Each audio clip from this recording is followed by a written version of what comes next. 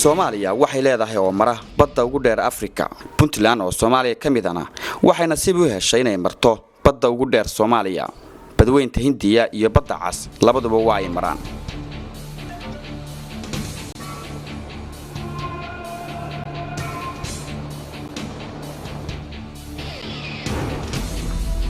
si aan ugu kurgalo nolosha dadka ay ku tiirsan tahay ama ka shaqaysta badda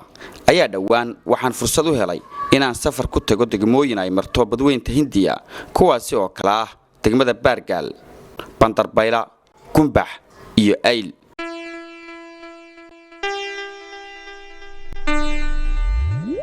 deegaanadan oo ku kala yaala bariga fog ee Soomaaliya ama gobolka Gardafu iyo Karkaar iyo Nugaal ayaa dadka ku nool intooda badan waxa dhaqaalahoodu ku tiirsan yahay kheyraadka badda. Anigoo fahansan in deegaanadan horay ay saameyn xun ugu lahaayeen burcadbadeedii markuu xoogaysatay badaha Soomaaliya intaan la soo afjarin 3 sano ka hor ayaa dadka aan la kulmay iyo muuqaalka deegaanadanba waxa ka muuqatay inay ka soo kabteen horumarna ay ku tallaabsadeen. arrintii marka burcadbeednimada dadka laga wacyigeliyay way ku dhaqaaqeen wayna fushay 100% magaaladana sida aragtaan aad bay ugu soo kabsatay falalkii waayo hore ka jiri jiray dhibti ahaa laakiin hadda waxa moodaa in wadadii waagi laga soo kabsaday raadkeedii uu soo noqon doono hadii waxa socdaahay aan wax laga qaban. wacyigelin iyo cadaadis uga yimid deegaanadan iyo guud ahaan shacabka iyo dawladda Puntland ayaa burcadbadeeda soo afjartay iyadoo ay u sii dheer tahay dagaalka tooska ah ee dalalka shisheeye maadaama burcadbadeeda sida jamciyadda qurumaha ka dhaxaysa xeerarkeedu ay qabaan ay dhigayaan inuu yahay faldambiyeed caalami ah.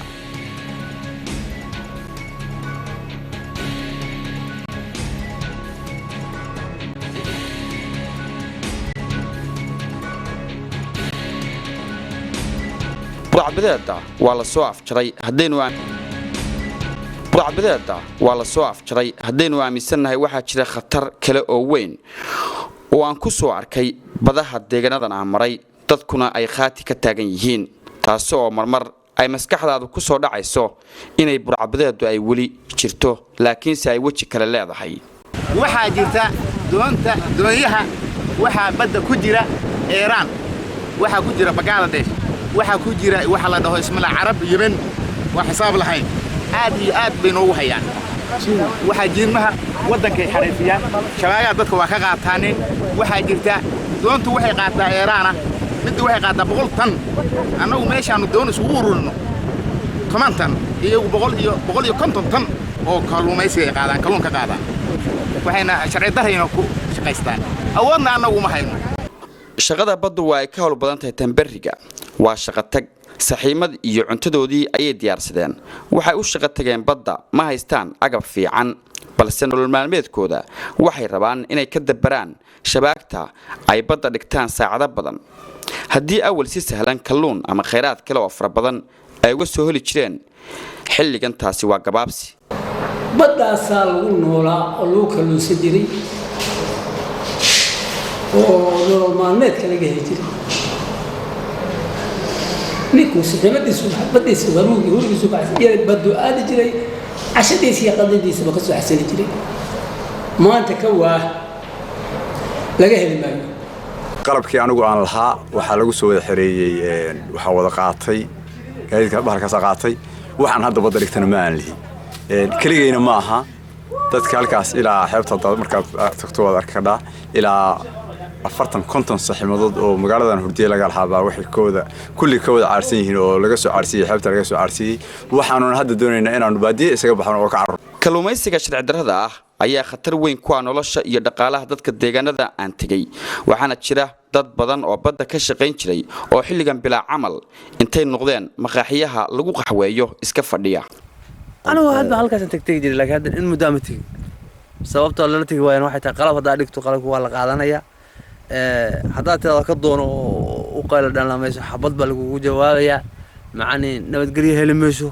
dhibaatooyinkaas xoog leh anagu aan awood u hayn inaanu iska celino baan haysta. waxaa jirta marka ugu horeeya kalluunkii dadka ganacsadaha ahaa oo naga iibsan lahaay oo qaali nooga dhigi lahaa kalluunkii waxa la soo deynayaa doonyo aan kalluunka badda ka qabsada oo Yemen nooga horeeyay iibsaday waa lambar 2 tan labaad waxay noogu sameynayaan kalluunkii markuu soo galo kor ka yimaado xeebaha soo galo waa ka jiriifaya tan saddexaad shabaagii bay naga qaateenba oo nacadileenba walaal badii waa ka hore laanta saxmadeedu waxay ka jiidan tahay xeebatan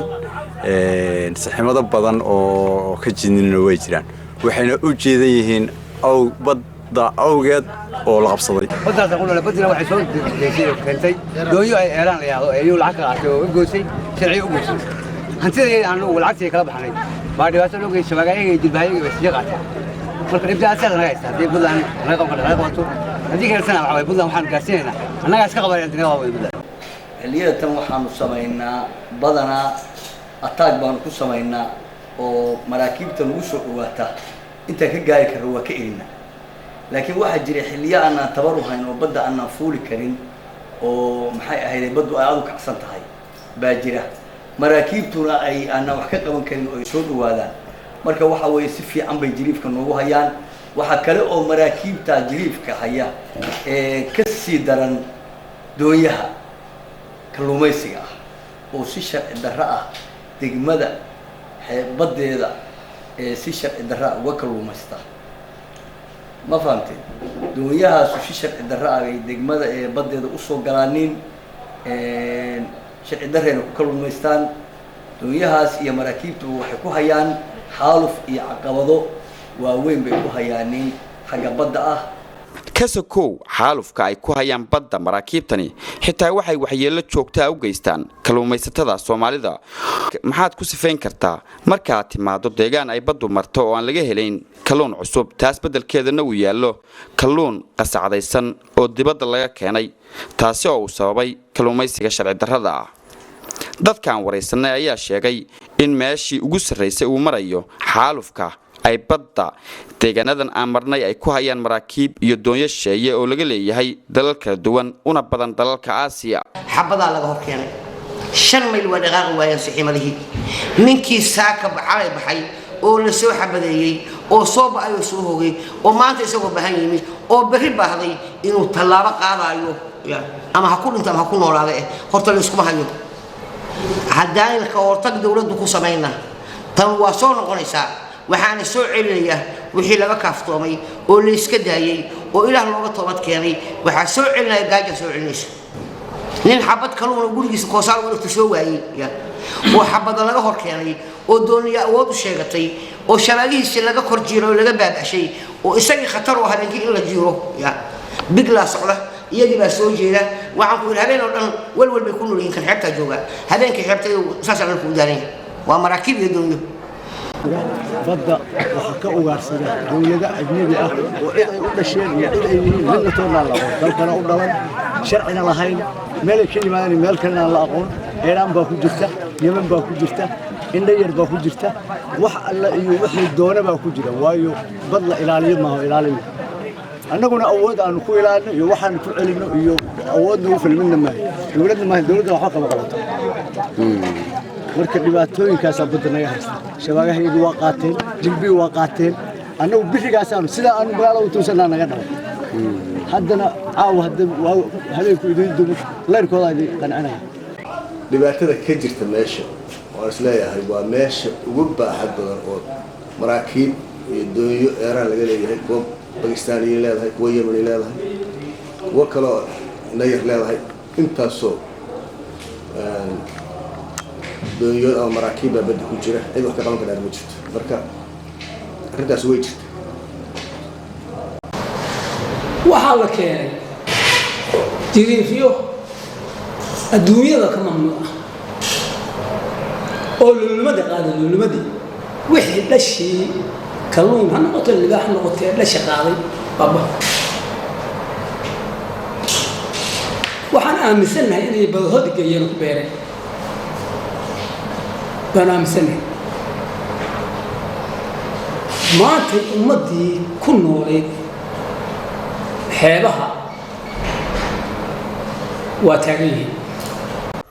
inkastoo burcadbadeedii laga suuliyay deegaanada Puntland muddo laga joogo 3 sano haddana bariyahan waxa soo baxay walwal ku aadan inay dib u soo laba kaclayso marka la eego kalluumaysiga iyo jariifka sharci darrada ah ee lagu hayo kheyraadka eeba ku manaystay badda Soomaaliya gaar ahaan Puntland waxa duruufta waxa keenaya wixii aad ka shaqaysan jirtay hadii laga ku baaray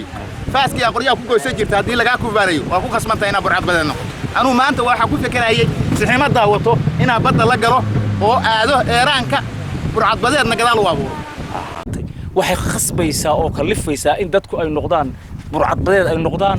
oo ay aadaan ajnabi iyo nin kastaba ha ahaatee inay boobaaniin oo wax ka xariman u cuno qofka waxa u geeya waa markii la dulmiyo oo lagu tacadiyo